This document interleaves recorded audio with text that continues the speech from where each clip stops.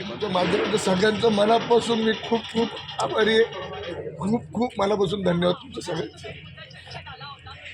एक छोट्याशा कार्यकर्त्याला तुम्ही जो अन्याय झाला त्याच्यावर तुम्ही जे सगळीकडे दाखवलं, हात जोडून तुमच्या सगळ्यांचे आभार व्यक्त करतो. किरण भाऊ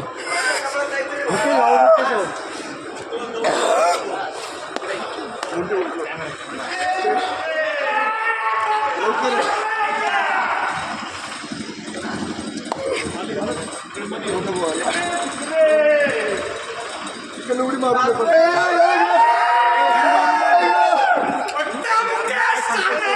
उडी मारू नये पटके या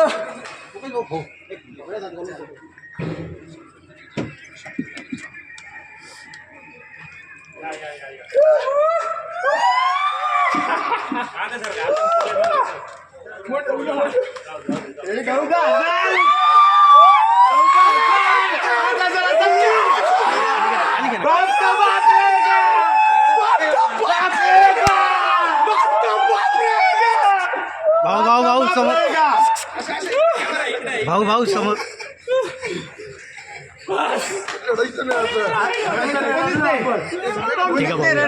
ठीक आहे अरे यार थांबा ना भाऊ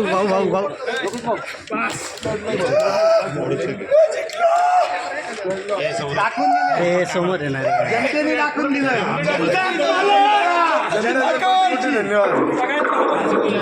जनतेने दाखवून परीक्षेची होती, भाजपचे मंत्री या निवडणुकीमध्ये उतरलेले होते तरी तुझा विजय झालाय. निश्चित ज्या प्रकारे माझा शेषाने गळा कापला, ज्या व्यक्तीने केला, ज्या व्यक्तीने केला, आणि प्रामाणिक कार्यकर्ता होतो, एक निष्ठेने काम करत होतो, आणि ज्या पद्धतीने माझा घात झाला ते माझ्या मायमाऊलीला, माझ्या ज्येष्ठांना, माझ्या मित्रपरिवाराला कुठेही पटलं नाही. ती संतापाची लाट या संपूर्ण शहरात तुम्हाला आज बघायला मिळत आहे. आणि माझा विजय जो झाला आहे त्याचं सगळं श्रेय, जे काही मला मदत केली ती माझी मायमाऊली, माझा मित्रपरिवार, ज्येष्ठ श्रेष्ठ या संपूर्ण माझ्या प्रभागातील नागरिकांची, शहरवासियांची मी हात जोडून पहिले मी त्यांचे सगळ्यांचे आभार व्यक्त करतो. का जो संघर्ष मला करावा लागला, जो त्रास मला दिला गेला, त्याचं आज खरं यश माझं नसून हे माझ्या मायमाऊलीचं, या शहरवासियांचं आहे, माझ्या प्रभागाचं आहे. तुम्ही बघितलं असाल मनसेने, उभाटाने देखील मला पाठिंबा दिला, त्यांचंही मी मनापासून खूप खूप धन्यवाद करतो, मनापासून धन्यवाद करतो. आज प्रामाणिक कार्यकर्त्याला कसं सर्वसाधारण माणसाकडनं, जनतेकडनं जी साथ दिली, आज ती विजयाची नांदी मला भेटलेली आहे. आणि छोटंसं असं लीड नाही तर अशा असंख्य मोठ्या लीडनी मी निवडून आलेलो आहे. माझ्या अंदाजे आत्ताच कळालं का 8 का 9 हजाराचं लीड आहे. एवढं लीड मला वाटत नाही शहरात कोणाला राहील. आणि सत्तेधारी पक्षाच्या विरोधात जाऊन लढणं सोपं नव्हतं. ही निवडणूक मला कुठल्याही प्रकारे सोपी नव्हती. इतक्या वेगवेगळ्या पद्धतीने मानसिक छळ दिला, शारीरिक छळ दिला, माझ्या मित्रपरिवाराला, माझ्या जवळच्या सहकाऱ्यांना, प्रत्येकाला सुद्धा त्रास दिला. परंतु हा विजय मी फक्त मानला जातो ते माझ्या मायमाऊलीच्या, या प्रभागातील सर्व मायमाऊली असतील, ज्येष्ठ असतील, माझा मित्रपरिवार असतील, आणि तुम्ही सगळे माध्यमाच्या वतीने जे तुम्ही माझी सगळीकडे बाजू मांडली, मी तुमचंसुद्धा सगळ्यांचं मनापासून आभार व्यक्त करतो. आणि आता मी पत्र घ्यायला चाललेलो आहे.